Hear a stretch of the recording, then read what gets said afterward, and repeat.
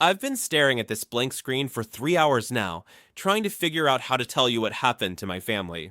My hands are shaking as I type this, and I keep looking over my shoulder even though I know I'm alone in my apartment. But I need to get this out. I need someone to know the truth before it's too late. My name is Marcus, and I'm 26 years old. 3 months ago, my mother vanished without a trace. The police closed the case after 6 weeks, ruling it a voluntary disappearance. They said she'd probably run off with some man, that it happens all the time with middle-aged women going through divorces. They were wrong. Dead wrong. My mother, Catherine Wells, was not the kind of woman who ran off with strange men.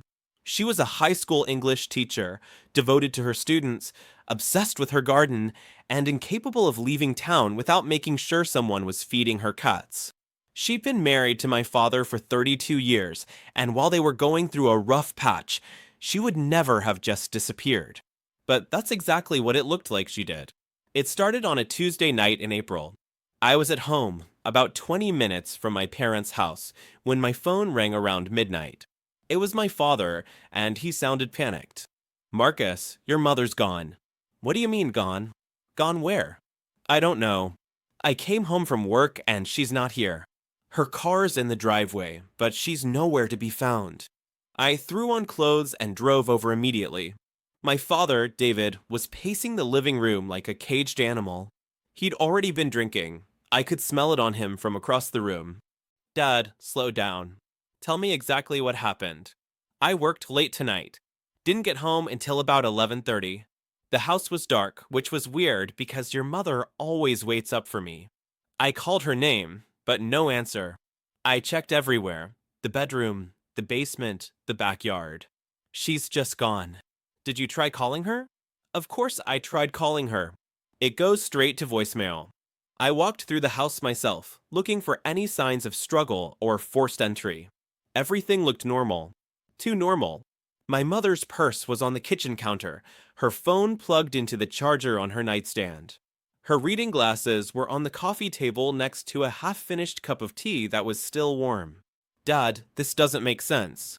If she left voluntarily, why would she leave her phone and purse?" "Maybe she didn't leave voluntarily." The way he said it made my blood run cold. "What do you mean?" "I mean, maybe someone took her. Who would want to take Mom?" My father stared at me for a long moment, and I saw something in his eyes I'd never seen before. Fear. Real, bone-deep terror. "Marcus, there are things about your mother you don't know. Things about our marriage." "What kind of things?" "Things I can't tell you. Things that could get us all killed." I stared at him, trying to process what he'd just said. "Dad, what are you talking about?" "I can't explain it right now, but we need to call the police." The police arrived within an hour. Two detectives, Johnson and Martinez, took our statements and searched the house. They found the same thing I did: no signs of struggle, no evidence of forced entry, nothing missing except my mother. "Has your wife been acting strange lately?" Detective Johnson asked my father. "Strange how?" "Depressed, anxious, talking about leaving town?" "She's been upset about some things, but she wouldn't just disappear." "What kind of things has she been upset about?" My father hesitated. "Our marriage has been going through a difficult period." "Are you getting divorced?" "We've discussed it." "Has she been seeing anyone else?" "No, absolutely not." But the way he said it made me wonder if he was telling the truth. The police spent 3 hours at the house that night, taking photos, dusting for fingerprints, interviewing neighbors. No one had seen anything unusual. No one had heard anything suspicious. My mother had simply vanished. Over the next few days, I threw myself into trying to find her. I made missing person flyers, posted on social media, called every hospital within a 100-mile radius. I contacted her sister in Oregon, her college roommate in Florida, every person I could think of who might have heard from her. Nothing. But the more I dug into my mother's life, the more I realized how little I actually knew about her. I found a credit card I'd never seen before, with charges to places she'd never mentioned visiting. I found a safe deposit box at a bank across town that my father claimed to know nothing about. I found emails on her computer from people I'd never heard of, discussing things I didn't understand. Who is Elena Rodriguez? I asked my father one evening as we sat in his living room, surrounded by police reports and missing person flyers. I don't know. Why? Because mom has been emailing her regularly for the past 2 years. About what? I can't tell. They're all in some kind of code. I showed him the emails on my laptop. They were full of references to the package, the delivery, and the final payment. Nothing that made sense in the context of my mother's life as a high school teacher. Dad, I need you to be honest with me. Was mom involved in something illegal? Of course not. Your mother is the most honest person I know. Then explain these emails. I can't. Can't or won't. Marcus, drop it. Please. But I couldn't drop it. My mother was missing, and every day that passed made it less likely we'd find her alive. I hired a private investigator named Jake Morrison, a former cop who specialized in missing persons cases. Jake was a big guy with gray hair and tired eyes who looked like he'd seen too much of the world's darkness. He listened to my story without interrupting, taking notes on a legal pad.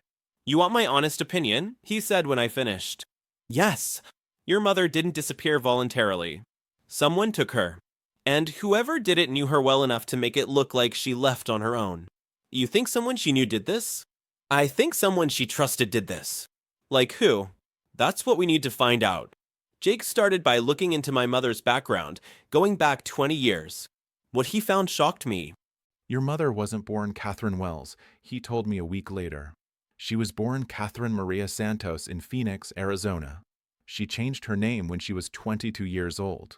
Why would she change her name? People change their names for two reasons. They're running from something or they're hiding something. What was she running from? I'm still working on that. But I found something else. Your mother has been making regular payments to a woman named Elena Rodriguez for the past 5 years. $10,000 every 6 months. $10,000? Where was she getting that kind of money? That's what I'm trying to figure out. I felt like I was drowning. Every answer Jake gave me just led to more questions. My mother, the woman who'd raised me, who'd helped me with homework and driven me to soccer practice and taught me to parallel park, was a complete stranger. Jake, I need you to find Elena Rodriguez. I already did. She lives in Las Vegas. And Marcus, she's been waiting for your call. 2 days later, I was on a plane to Las Vegas. Jake had arranged for me to meet Elena at a coffee shop near the airport. I was terrified. What if she told me something I didn't want to know? What if she confirmed my worst fears about my mother? Elena Rodriguez was a small woman in her 50s with kind eyes and nervous hands. She recognized me immediately. You look just like her, she said as I sat down across from her. Catherine talks about you constantly. You know where she is? I know where she's supposed to be. But something went wrong. What do you mean? Elena looked around the coffee shop, checking to make sure no one was listening. Then she leaned forward and spoke in a whisper. Your mother isn't who you think she is, Marcus. She's been living under a false identity for over 20 years. What?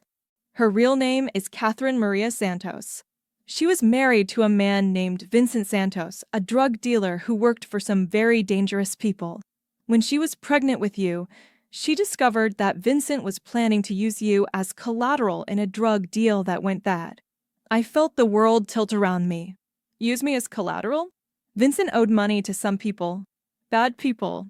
They told him they'd kill you and Catherine if he didn't pay. So Catherine took you and ran. She changed her name, moved across the country, and started over. But what about my father? David Wells. David isn't your biological father. Catherine met him a few years after she ran. He knew about her past, and he agreed to help her hide. I stared at Elena, trying to process what she was telling me. So my entire life has been a lie? No. Catherine's love for you has always been real. Everything she did was to protect you. Then why did she disappear? Elena's eyes filled with tears. Because Vincent found her. After all these years, he found her. I thought you said he was dead. We all thought he was dead. But he wasn't. He's been looking for Catherine and you for over 20 years. And 3 months ago, he found you. How do you know all this? Because I'm Catherine's sister. I've been helping her hide from Vincent for 23 years. The coffee shop suddenly felt too small, too hot, too loud. I stood up, knocking over my chair. I need some air. Elena followed me outside. Marcus, I know this is a lot to process. A lot? My mother is missing, my father isn't my father, and apparently I've been hiding from drug dealers my entire life without knowing it. Catherine wanted to tell you the truth when you turned 18. Then when you graduated college. Then when you got married.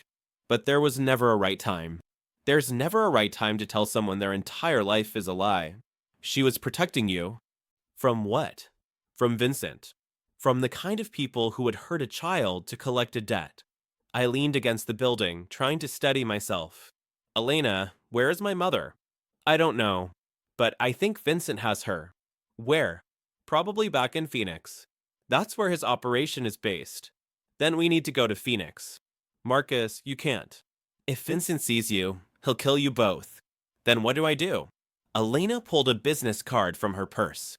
There's a man named Detective Ray Morales with the Phoenix Police Department. He's been trying to build a case against Vincent for years. Call him. Tell him about Catherine. I took the card with shaking hands. What if it's too late? It's not too late. Catherine is smart and she's strong. She's survived this long. But what if she's already dead? Then we make sure Vincent pays for what he's done. I flew back home that night, but I couldn't sleep. I kept thinking about everything Elena had told me. My mother, living in fear for 23 years. My father, keeping secrets to protect us. Me, completely oblivious to the danger we were all in. The next morning, I called Detective Morales. He agreed to meet me, and I drove to Phoenix that afternoon. Ray Morales was a tall, lean man with salt and pepper hair and intelligent eyes. He listened to my story without interrupting, taking notes on a computer. I've been waiting for this call for a long time, he said when I finished. You know about my mother? I know about Catherine Santos. I know about Vincent. And I know about you. What do you mean? Marcus, your mother contacted me 3 months ago. She said Vincent had found her and that she was in danger. She asked me to protect you if anything happened to her. Why didn't she just go to the police in her own town? Because Vincent has connections everywhere. Local police, federal agents, judges. Catherine didn't know who she could trust. But she trusted you. Because I've been hunting Vincent Santos for 15 years. He killed my partner in 2008. I stared at him. You're sure Vincent has my mother? I'm sure. And I think I know where he's keeping her. Where? There's a warehouse on the outskirts of Phoenix. Vincent uses it for his operations.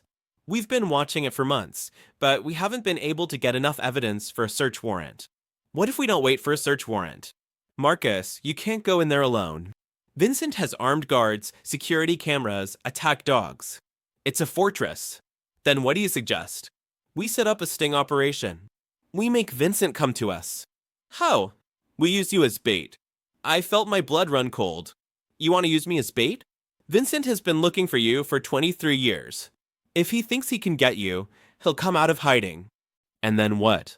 Then we arrest him. What about my mother? If Vincent has her, he'll bring her to the meeting. He'll want to use her as leverage. And if he doesn't, then we force him to tell us where she is. I thought about it for a long moment. The idea of putting myself in danger terrified me. But the idea of never seeing my mother again terrified me more. What do I have to do? We set up a meeting.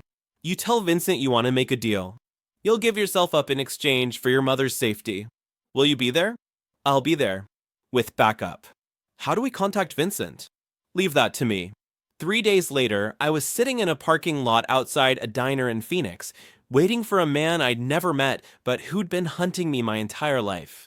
Detective Morales was parked across the street with a team of officers. I was wearing a wire, and I had a panic button in my pocket. At exactly 7 p.m., a black SUV pulled into the parking lot. A man got out, tall, thin, with graying hair and cold eyes. I recognized him immediately from old photos Elena had shown me. Vincent Santos. He walked over to my car and got in the passenger seat. Marcus, he said, like we were old friends. You look just like your mother. Where is she? She's safe. For now. I want to see her. I'm sure you do.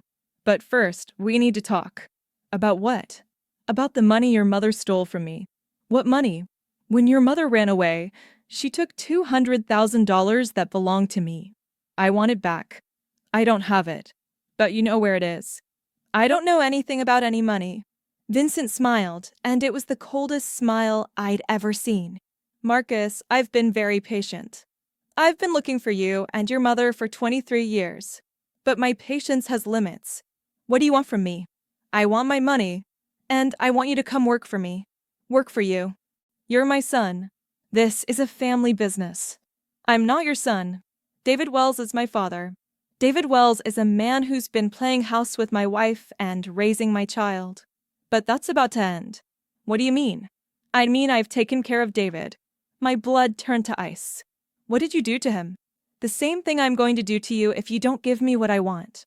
I reached for the panic button in my pocket, but Vincent was faster. He grabbed my wrist and twisted it behind my back. I wouldn't do that if I were you, he said. You see, I know about your police friends. I know about Detective Morales. And I know about the wire you're wearing. How? Because I have friends in the police department too.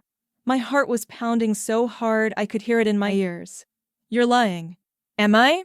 Then why haven't they come to help you? I looked across the parking lot. Detective Morales' car was still there, but something was wrong.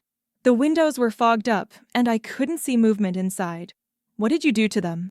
Let's just say they're taking a little nap. Vincent pulled out a gun and pressed it against my ribs.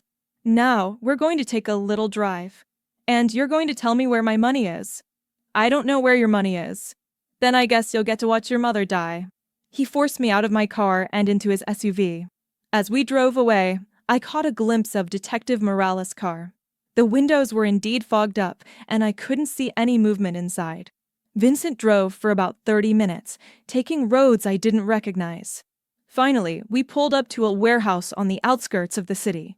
It was exactly as Detective Morales had described, a fortress with armed guards and security cameras. Vincent marched me inside at gunpoint. The warehouse was mostly empty except for some offices in the back and a few cars parked along the walls. He led me to one of the offices and pushed me inside.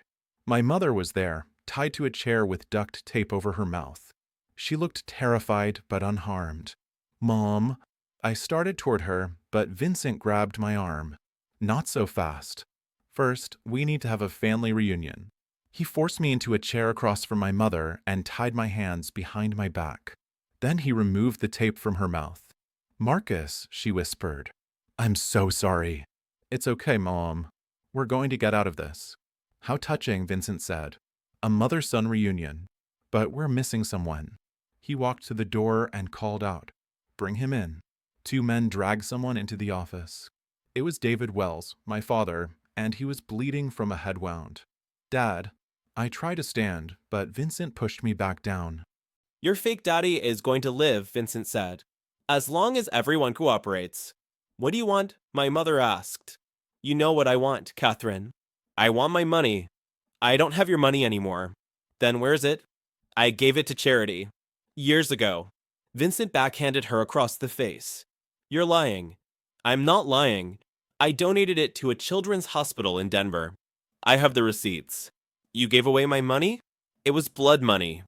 I couldn't keep it. Vincent's face turned red with rage. Do you have any idea what you've done? Do you know how many people I had to kill because of the money you stole?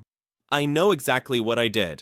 I took money that was going to be used to hurt people, and I used it to help people instead. You sanctimonious bitch. You think you're better than me. I think I'm better than someone who would use their own child as collateral in a drug deal. Vincent pulled out his gun and pointed it at my mother's head. Maybe I should just kill you all right now. Wait, I said. I'll give you whatever you want. Just don't hurt them. You don't have anything I want, boy. Your mother already gave away my money. But I have something else. Something worth more than money. Vincent lowered the gun slightly. What? Information. About the people you work for. What kind of information? My mother told me everything. About your operation, about your connections, about the people you work with. I know names, dates, locations. You're lying. Am I? Detective Morales has been building a case against you for 15 years. What do you think you would do with a detailed confession from the son of one of your victims? Vincent stared at me for a long moment. You would testify against me? To save my parents? In a heartbeat. And what makes you think I wouldn't kill you before you got the chance? Because you need me alive. If something happens to me, Detective Morales will come looking for you. And he won't come alone. Vincent laughed. I told you, I have friends in the police department. Detective Morales is already dead. Maybe, but I have other friends too. Friends you don't know about. What friends? FBI friends. DEA friends. Friends who are watching this warehouse right now. Vincent's eyes narrowed. You're bluffing. Am I? As if on cue, we heard the sound of helicopters approaching. Vincent ran to the window and looked out. The warehouse was surrounded by federal agents. You son of a bitch, he said, pointing the gun at me. You set me up. I didn't set you up. I just made a phone call. To who? To someone who's been looking for you even longer than Detective Morales. The office door burst open and federal agents swarmed in. Vincent tried to run, but there was nowhere to go. They tackled him to the ground and cuffed him. Marcus Wells. One of the agents approached me. Yes, Agent Sarah Chin, FBI. Are you all right? I'm fine, but my parents need medical attention. Already on it. EMTs are on the way. As the agents untied us, I looked at my mother. Mom, is it over? It's over, she said, tears streaming down her face. It's finally over. Are you really my father? I asked David as the EMTs checked his head wound. I'm the man who raised you, he said. I'm the man who loves you. That makes me your father. But Vincent is a sperm donor. Nothing more. I hugged him, and for the first time in months, I felt like I could breathe. Later, at the hospital, Agent Chen explained what had happened. Your mother contacted us 3 months ago. She said Vincent had found her and that she was in danger. We've been trying to build a case against him for years, but we needed someone on the inside. So you used my mother as bait? Your mother volunteered. She said she was tired of running, tired of hiding. She wanted to end this once and for all. What about Detective Morales? He's fine. We had to make it look like Vincent had gotten to him, but he was never in any real danger. And the money Vincent was talking about? Your mother really did donate it to charity. Every penny. She has the receipts to prove it. I looked at my mother, who was lying in a hospital bed with a bandage on her face. Mom, why didn't you tell me the truth? Because I wanted you to have a normal life. I wanted you to grow up without fear. But I could have helped you. You did help me. By being my son, by being the reason I kept fighting, by being the reason I never gave up. What happens now? Now Vincent goes to prison for the rest of his life. And we get to be a family again. As I sat there in the hospital room, holding my mother's hand while David slept in the chair beside her, I realized that the truth wasn't always what you expected it to be. Sometimes the truth was messier, more complicated, more painful than the lies. But it was still the truth. And sometimes, the truth was the only thing that could set you free. 3 months later, Vincent Santos was sentenced to life in prison without the possibility of parole. My mother testified against him, as did dozens of other victims. The case made national news. We moved to a new city, started over with new identities provided by the FBI. But this time, there were no secrets between us.